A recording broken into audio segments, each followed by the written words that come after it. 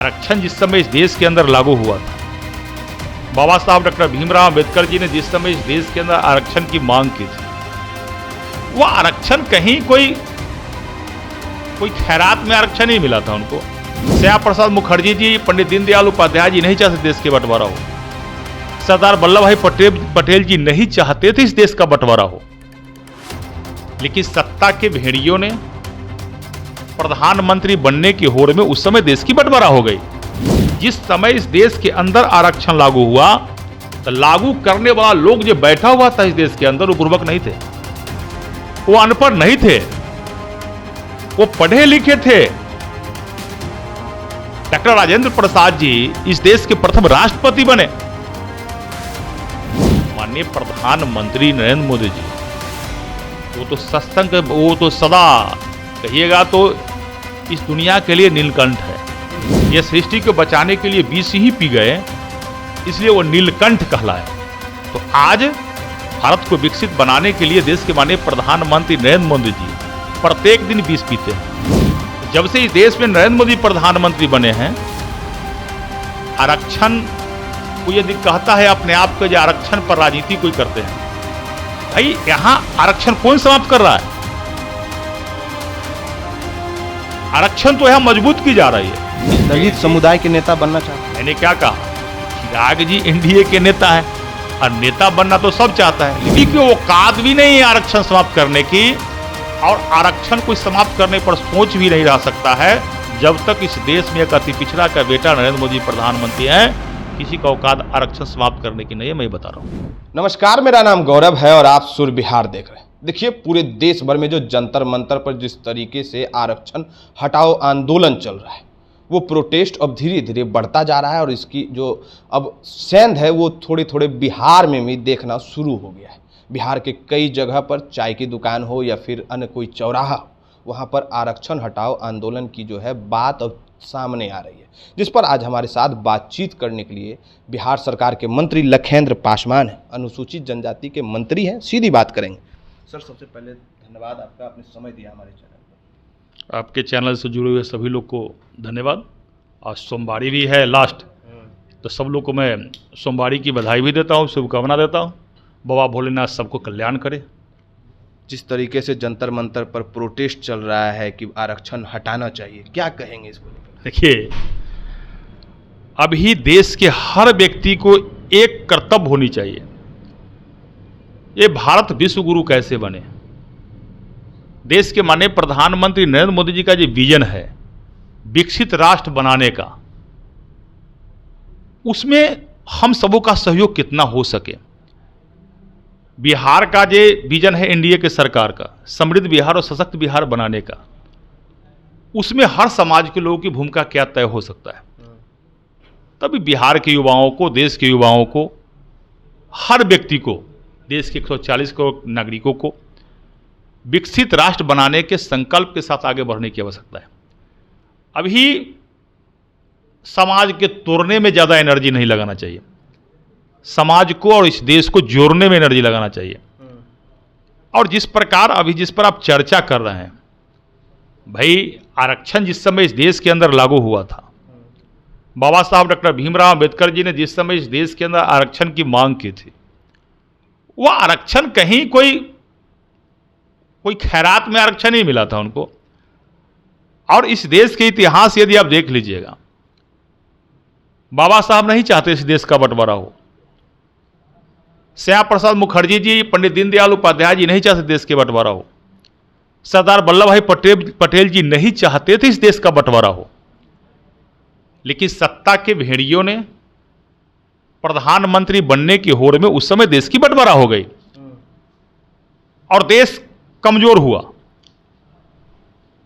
और उस समय यह निर्णय हुआ, जो समाज के अंतिम पंक्ति में जो बैठा हुआ लोग है, चाहे वह आर्थिक दृष्टिकोण से हो, राजनीतिक दृष्टिकोण से हो, सामाजिक दृष्टिकोण से हो, और जिस प्रकार उस समय के परिवेश में अनुसूचित जाति, अनुसूचित जनजाति समाज के लोग को, गरीब समाज के लोग को एक भेड़ बकरी की तरह माना जाता था। छुआछूत का प्रचंड एक कोर बन गया था। बाबा साहब डॉक्टर भीमराव अंबेडकर, जिसने इस देश को संविधान दिया, जो उनको प्रताड़ित होना पड़ रहा था, तो इस देश के जो SC ST समाज के लोग हैं या गरीब समाज के लोग, उनको क्या बीता होगा उस समय। तो उस समय के लोगों ने बाबा साहब डॉक्टर भीमराव अम्बेडकर जी के द्वारा जो संविधान लागू हुआ इस देश में, तो उस समय सरदार वल्लभ भाई पटेल जी ने भी और श्यामा प्रसाद पंडित दीनदयाल उपाध्याय जी ने, कांग्रेस नहीं चाहती थी इस देश में, वो तो हमेशा बाबा साहब को प्रताड़ित ही किया। कांग्रेस हमेशा प्रताड़ित कर रही है। हमेशा प्रताड़ित किया। अरे कांग्रेस जितना प्रताड़ित किया बाबा साहब का, आप समझ सकते हैं, इतना प्रताड़ित किया। स्वतंत्र भारत में जब प्रथम सरकार बनी तो उस कैबिनेट में बाबा साहब प्रथम लॉ मिनिस्टर बने, और इतना प्रताड़ित किया लोगों ने, इनको फाइल से उसको दे छुआता था। बाबा साहब डॉक्टर भीमराव अम्बेडकर जी जिस रजिस्टर पर दस्तखत करते थे, तो उस फाइल को भी उस समय की सरकार ने उसको छूना मंजूर नहीं कर रहा था। उनके साथ जो बैठा हुआ लोग है वो मंजूर नहीं कर रहा था। अब प्रताड़ित होकर के बाबा साहब को मंत्रिमंडल से इस्तीफा देना पड़ा। तो समझ सकते हैं, जिस व्यक्ति ने इस देश को संविधान दिया, एक बहुत बड़ा अर्थशास्त्री हो, बहुत बड़ा बैरिस्टर हो, जिसने दुनिया के कई देश में शिक्षा ग्रहण किया हो, और जब उनको प्रताड़ित होना पड़ा, उनके साथ छुआछूत कर रहा था लोग, तो इस समाज के जो गरीब है, SC ST समाज के लोग हो या अन्य समाज के जो गरीब है, उनके साथ क्या किया लोगों ने। तो आरक्षण उस समय जो लागू हुआ, तो समानता, समाज को एक समतल समरस बनाने के लागू हुआ। मेरा मानना है आज भी इस देश में वो समरसता कायम नहीं है। आज भी लोगों को प्रताड़ित होना पड़ता है। अभी भी सवर्ण जात के तरफ से दलित को प्रताड़ित किया जा रहा है। मैंने सवर्ण जात को मैंने नहीं कहा, मैंने किसी जात की बात नहीं किया। बाबा साहब डॉक्टर भीमराव अम्बेडकर जी को पढ़ाने वाला सवर्ण थे। बाबा साहब डॉक्टर भीमराव अम्बेडकर जी विदेशों में पढ़े, तो पढ़ाने वाला देख लीजिए कौन थे। और इस देश में अब आरक्षण जहां तक है, इस देश में हमने बताया, जब मंडल कमीशन इस देश में लागू हुआ, किसने लागू किया? BP सिंह देश के प्रधानमंत्री थे, वो तो सवर्ण तो थे। BP सिंह जिसने अति पिछड़ा के लिए, दलितों के लिए मंडल कमीशन लागू किया देश में, संविधान जिसमें आरक्षण लागू किया। जब इस देश में नरेंद्र मोदी जी प्रधानमंत्री बने, एक अति पिछड़ा के बेटा जब प्रधानमंत्री बने, तो 10% सवर्णों को भी आरक्षण मिला। लेकिन वो समानता की बात कर रहे हैं ना। सवर्ण समाज का बेटा इस देश के प्रधानमंत्री बने, तो इस देश से मंडल कमीशन भी लागू हुआ। BP सिंह, SC समाज के पिछड़ा समाज का अधिकार मिला। बाबा साहब जिस समय अनुसूचित जाति, अनुसूचित जनजाति समाज के लिए आरक्षण, ये अपना अधिकार है, ये भीख कोई नहीं था, तो उस समय श्यामा पंडित दीनदयाल उपाध्याय जी ने समर्थन किया, सरदार वल्लभ भाई पटेल जी ने समर्थन किया। और आज जब इस देश में, मैं तो कहता हूं, जब आरक्षण से बचा हुआ लोग कौन है? कौन समाज के लोग जो आरक्षण से वंचित है, से बताइए। इस देश में तो सबको आरक्षण मिल रहा है, और मेरा मानना है मिलना भी चाहिए। सब समाज के लोगों को आरक्षण मिल रहा है, तब ये कोई गुनाह नहीं है। समाज के मुख्य धारा से लाने के लिए, विकास के मुख्य धारा से जोड़ने के लिए, समानता के अधिकार दिलाने के लिए, आर्थिक रूप से मजबूत करने के लिए, अगर आरक्षण अगर है, और सब समाज का आरक्षण यदि मिल रहा है, तो गलती कोई नहीं है। इसलिए अभी विकसित भारत बनाने में एनर्जी लगाना चाहिए। तो इसका मतलब है कि जंतर मंतर पर जो प्रोटेस्ट चल रहा है, उसका समर्थन मंत्री लखन पासवान नहीं कर रहे हैं। मैंने क्या कहा? आरक्षण के नाम पर इस देश को तोड़ना कहीं से कोई मंजूर नहीं, और इस देश को मजबूत करना है, और आरक्षण सबों को मिल रहा है। इसलिए आज के डेट में, आज के परिस्थिति में मजबूत भारत कैसे बने, विकसित भारत कैसे बने, इसलिए सब समाज के लोगों को, मैं तो आपके चैनल के माध्यम से देश के युवाओं से निवेदन करता हूं कि आप सब इधर की उधर की बात से छोड़ के, आज इस देश में और बिहार में खासकर, आज ही आपने देखा कि बिहार सरकार के शिक्षा विभाग ने एक पोर्टल लॉन्च किया है, और उसमें आप बिहार भर के 700 से अधिक विद्यालय के बच्चे, क्लास 9 से लेकर 11 तक के जो बच्चे हैं, वह 12 बजे रात में भी कोई प्रश्न उनके मन में उठता है, अगर पूछेंगे तो वह उनको जवाब मिले। लाइव टीचर की व्यवस्था कर दी। लाइव टीचर की व्यवस्था किया गया। ये भारत और अपना बिहार बहुत आगे बढ़ चुका है, आगे बढ़ चुका बहुत। तो हम तो सभी युवाओं को निवेदन करते हैं, चाहे किसी भी समाज के युवा क्यों नहीं हो, आप स्वामी विवेकानंद जी को आदर्श मानते हैं, भारत के युवा वीर भगत सिंह, राजगुरु सुखदेव जी को आदर्श मानते हैं, जिन्हें हंसते हंसते देश की आजादी के लिए फांसी के फंदा को चूम लिया था। इस ओर लड़ाई बढ़ना चाहिए, क्योंकि भारत मेरा मजबूत कैसे हो, इस देश के लोग मजबूत कैसे हो, इधर की ओर चलना चाहिए। कहां कोई आरक्षण हटाओ, कहां आरक्षण बढ़ाओ, इस ओर अपने मन के भटकाना नहीं चाहिए। जिस समय इस देश के अंदर आरक्षण लागू हुआ, तो लागू करने वाला लोग जो बैठा हुआ था इस देश के अंदर, वो बुर्बक नहीं थे, वो अनपढ़ नहीं थे, वो पढ़े लिखे थे। डॉक्टर राजेंद्र प्रसाद जी इस देश के प्रथम राष्ट्रपति बने। संविधान सभा में डॉक्टर राजेंद्र प्रसाद जी बैठे हुए थे। सरदार वल्लभ भाई पटेल से लेकर बाबा साहब डॉक्टर भीमराव अंबेडकर जी से लेकर आप देख लीजिए, जितने लोग को है, जिस समय इस देश के अंदर आरक्षण लागू हुआ, तो क्या वो पढ़े लिखे लोग नहीं थे? क्या आज की युवाओं से ज्यादा ज्ञानवान नहीं थे क्या? तो लोगों ने देश को, देखिए मेरा मानना यह है, यदि किसी बागवान में सब फूल जो है मुस्कुराने लगे और एक फूल यदि सूखने लगे, तो उस बागवान के मालिक का अधिकार बनता है जो सूखा हुआ फूल जो है या जो फूल मुरझा रही है, उसको अधिक पानी और उसको मात्रा दे करके उस फूल को सामान्य के फूल के बराबर लावे।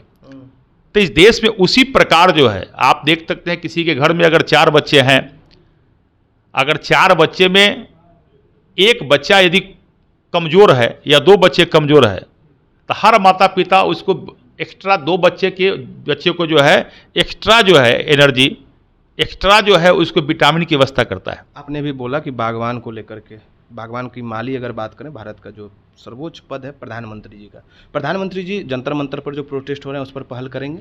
हमने क्या कहा, माननीय प्रधानमंत्री नरेंद्र मोदी जी तो सत्संग, वो तो सदा कहिएगा तो इस दुनिया के लिए नीलकंठ है। नीलकंठ इसलिए मैं कह सकता हूं, भगवान शिव ने इस सृष्टि को बचाने के लिए स्वयं को विष पी गया था। ऐसा ही कोई नीलकंठ नहीं होता है। आज लास्ट सोमवारी है, इसलिए मैं बता रहा हूं, जब भगवान शिव बनना, देवों को देव महादेव बनना, इंद्र भी बन सकते थे, लेकिन इंद्र ने नहीं बना। भगवान शिव क्यों बने? कि उन्होंने सृष्टि को बचाने के लिए स्वयं को विष पिया था, जो विष समुद्र मंथन से निकला था। तो जो देवता थे वो अमृत पी रहे थे, लेकिन भगवान शिव भी थे देवता, लेकिन उन्होंने कहा नहीं, यह सृष्टि को बचाने के लिए विष ही पी गए, इसलिए वो नीलकंठ कहलाए। तो आज भारत को विकसित बनाने के लिए देश के माननीय प्रधानमंत्री नरेंद्र मोदी जी प्रत्येक दिन विष पीते हैं। कभी कॉकरोच के रूप में जब उनको कोई गाली देता है, उस विष को ही पीते हैं। जब कोई अपमान करता है तो उस विष को ही पीते हैं। तो नरेंद्र मोदी जी इसलिए विष पी रहे हैं, जो इस भारत को विश्व गुरु बनाना है, भारत को विकसित भारत बनाना है, और आने वाला जो पीढ़ी है इस भारत का, युवा पीढ़ी है, उसका भविष्य हमेशा आगे की ओर रहे, उनका भविष्य मजबूत रहे, उनका भविष्य हमेशा जो है, उनके भविष्य के लिए चिंता प्रधानमंत्री जी करते रहते हैं। इसलिए मैंने कहा, जो आज के डेट में नरेंद्र मोदी जी नीलकंठ, भगवान शिव नीलकंठ से कम नहीं है। आप कभी कभी तो हम लोग को भी लोग गाली देता है, आप तो देख रहे हैं, बहुत सा आज के युग में है। और मैं तो एक बात और कहूंगा युवाओं को, जो सोशल मीडिया से जुड़ना बहुत अच्छी बात है, सोशल मीडिया से जुड़िए, लेकिन सोशल मीडिया का गुलाम हम नहीं बने। आज सोशल मीडिया के माध्यम से समाज के जोड़ने की अपेक्षा समाज के तोड़ने की बात ज्यादा की जा रही है। और एक जंतर मंतर पर जो परंपरा लोगों ने शुरू किया, जिस कॉकरोच, अब देहात में तो हमारे यहां कॉकरोच को तिलचट्टा कहा जाता है, अब जिस कॉकरोच वाले ने जो शुरुआत किया, वह इस देश के युवाओं का पद चिन्ह नहीं है। वह कॉकरोच इस देश के युवाओं को आदर्श नहीं हो सकता है। इसलिए मैंने कहा, इस देश के युवाओं का आदर्श जो हो सकता है, हम भी एक युवा प्रतिनिधि के रूप में मानते हैं अपने आप को। हमारा आदर्श स्वामी विवेकानंद जी हो सकते हैं, उनकी विचार हो सकती है। वीर भगत सिंह, राजगुरु सुखदेव के विचार हमारा आदर्श हो सकता है। देश के माननीय प्रधानमंत्री नरेंद्र मोदी जी विकसित राष्ट्र बनाने के लिए लगातार प्रयास कर रहे हैं, दिन रात 24 घंटा खट रहे हैं, विष पी रहे हैं, वो हमारे आदर्श हो सकते हैं। लेकिन कभी जिस देश में नैरेटिव सेट करता है, देश को तोड़ने और बांटने वाला काम करता है, देश को कमजोर करने की साजिश करने वाला जो होता है, वो कभी से देश के युवाओं को आदर्श नहीं हो सकता है। इसलिए मैं युवाओं से कहता हूं, जो आप लोग उठिए, जागिए, संघर्ष करना ठीक है, संघर्ष करना चाहिए। अब मुझे इस बात की खुशी है कि आज के युवा किसी भी समाज के क्यों नहीं हो, हर युवा अपने प्रतिनिधि से सवाल करना जानते हैं, अपनी अच्छाई और बुराई दोनों चीज को समझते हैं। मेरा एक लास्ट सवाल होगा कि आपने आरक्षण को लेकर के तमाम बातें कही हैं और आपने सर्व समाज की बातें कही हैं, लेकिन आपके ही गठबंधन में नेता हैं चिराग पासवान।